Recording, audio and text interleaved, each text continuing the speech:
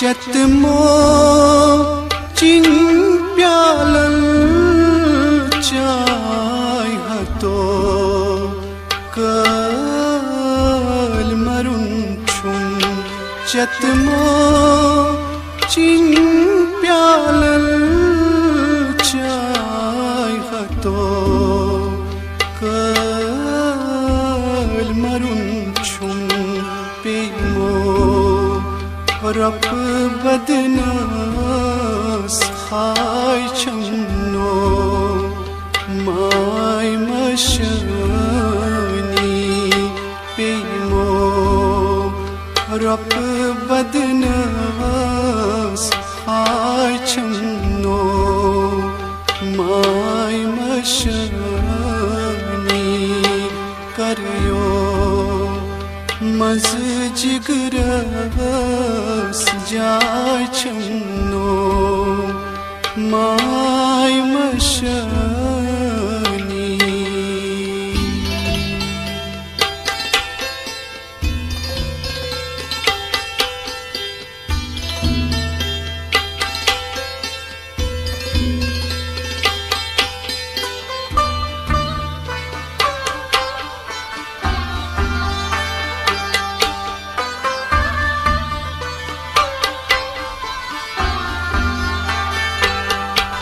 कुत्या आय कुत्या गलती मैद्राय येमी बाजरी कुत्या आय कुत्या गलती मैद्राय येमी बाजरी यमद्राय तिमन वापस आय चन्नो माय मशनी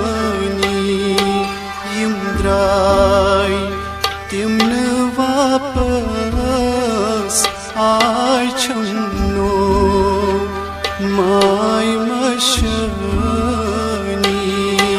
करियो मज जिगरस जाय चन्नो माय मशनी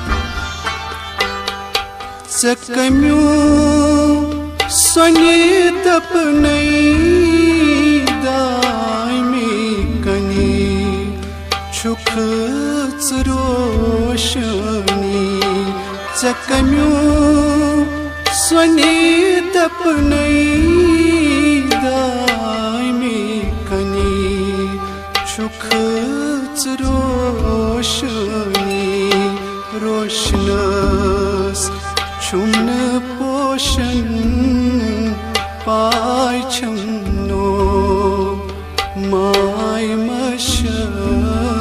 मेरे साथ आज मेरे अंकल हैं जो कि कल ही रिटायर हुए हैं, तो इनसे थोड़ी सी पूछेंगे कि इनका सफ़र कैसा रहा नौकरी का और नौकरी का आइडिया इनका कैसा आया, क्योंकि ये घर के इकलौते लड़के थे और दराज इलाके से हम करते हैं।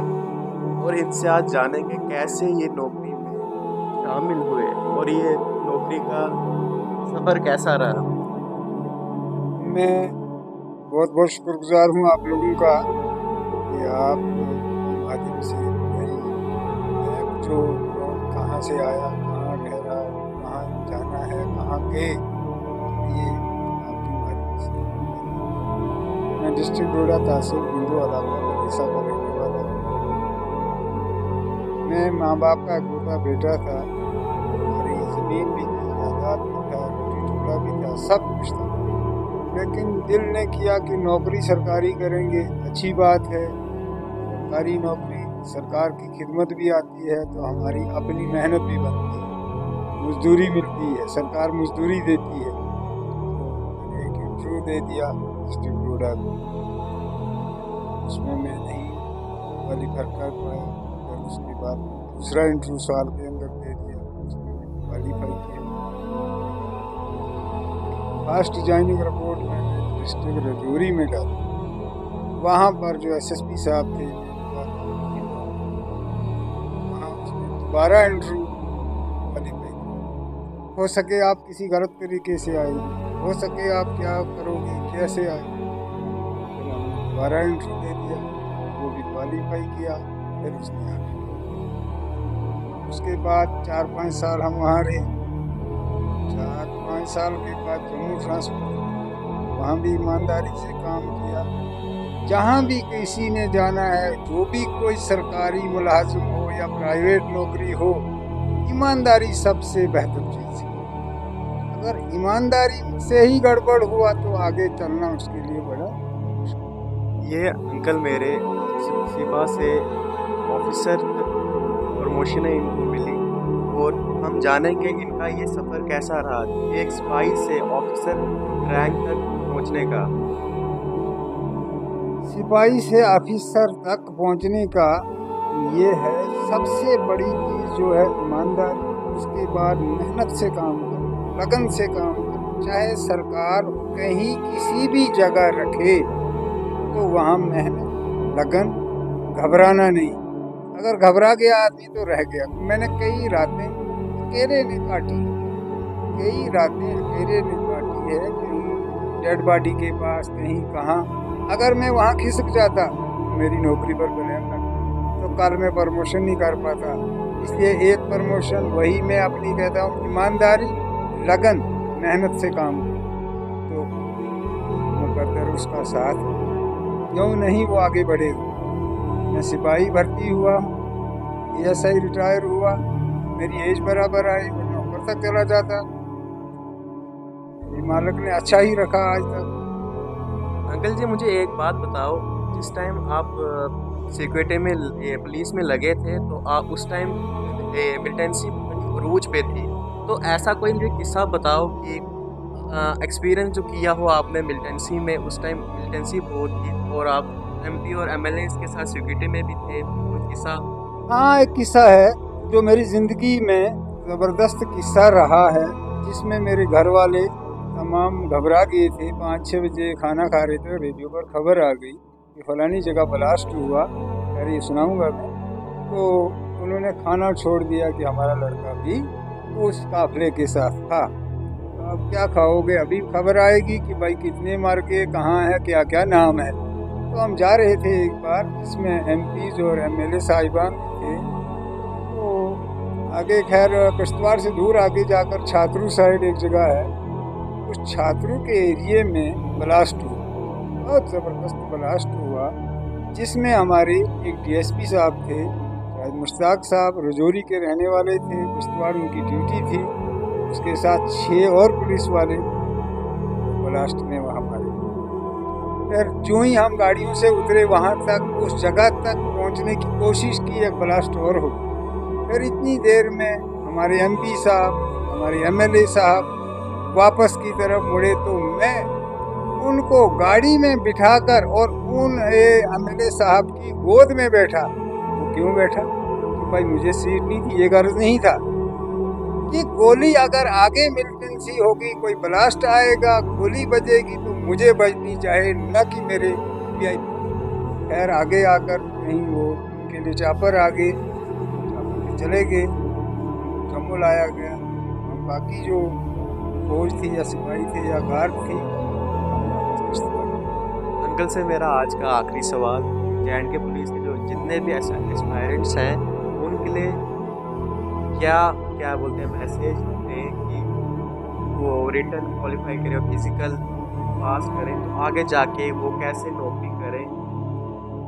हाँ, इसमें एक बात है, पढ़े लिखे नौजवान तो आज बहुत सारे हैं, लेकिन इसमें फिजिकल का ध्यान रखना।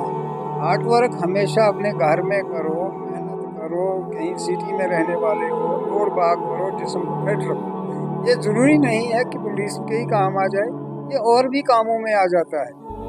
अपनी सेहत ठीक रहती है, तंदुरुस्ती रहती है, मेरा मालिक सेहतयाब रखता है। इसी के बहाने हार्ड वर्क, फिजिकल फिटनेस भी अगर फिट हो तो ग्राउंड उसका फिट हो जाए वो ऑलरेडी निकल जाता है। तो इसमें क्या है कि उसने मेहनत, अगर मेहनत कम करेगा ग्राउंड में जाके, चलो पढ़ाई लिखाई तो ठीक है वहाँ तो निकल गया, लेकिन ग्राउंड में रह गया। अगर पीछे पहले से ही उसने कोशिश की, हार्ड वर्क किया होगा, जिस्म मजबूत किया होगा ताकि वो ठीक रहे, फिट रहे, वहाँ इंटरव्यू क्वालिफाई कर पाए। इसके बाद जब नौकरी उनको मिलेगी तो सबसे पहले मेरी यही अर्ज है, ईमानदारी। ईमानदारी, मेहनत और लगन से करो, हर ऑफिसर शाबाश देगा, दूर तक पहुंचोगे। तो इससे बढ़कर क्या कहना, मेहनत बड़ी चीज़ है, ईमानदारी बड़ी चीज़ है। मैंने अभी बोला था कि मेरा आखिरी सवाल है, तो मैं आपसे पूछना चाहता हूँ रिटायरमेंट के बाद क्या करना चाहेंगे? ये रिटायरमेंट के बाद क्या करना चाहोगे? तो 30-32 साल मैंने नौकरी की, अब रिटायरमेंट के बाद क्या करना है, अपना अल्लाह अल्लाह करना है, अपनी ईमानदारी के दिन पीछे भी गुजारे तो आगे जो 4 दिन मेरे हिस्से में आएंगे तो वो भी गुजार। और अंकल के बच्चे भी, जितने भी लड़के हैं वो आर्मी में हैं और वो भी अच्छे से सेटल्ड हैं। अंकल इसमें कैसे आपने उनको अच्छे से पढ़ाया कि मेहनत करो? तो हाँ, मेहनत। वो कैसे, आप ड्यूटीज़ पे होते थे तो वो कैसे उन्होंने कोशिश की, आपको आर्मी में लग गए, क्या बोलते हैं, उन्होंने क्या ऐसा क्या किया, आप तो खैर ही होते थे? चलो मैं ज़्यादा उनको पढ़ा लिखा नहीं सका क्योंकि मैं भी बाहर था, ज़्यादा पढ़ नहीं सके। हाँ, एक चीज़ है, जब पूरे घर में एक ईमानदारी चल रही थी, लिहाजा वो भी शरीफाना अंदाज से जहाँ तक पढ़ा उसी अपनी मेहनत से वो आगे बढ़ गए, लग गए, नौकरी मिल गई, आज भी वो नौकरी अच्छी तरह से कर रही है। लिहाजा वही सवाल आ गया फिर कि भाई ईमानदारी, लगन और मेहनत, बस। ठीक है, आप सबका शुक्रिया कि ये मेरे अंकल हैं, तो ये रिटायरमेंट की जितनी भी क्या बोलते हैं सफ़र था इनका, सब इनसे मालूमात कर लिया।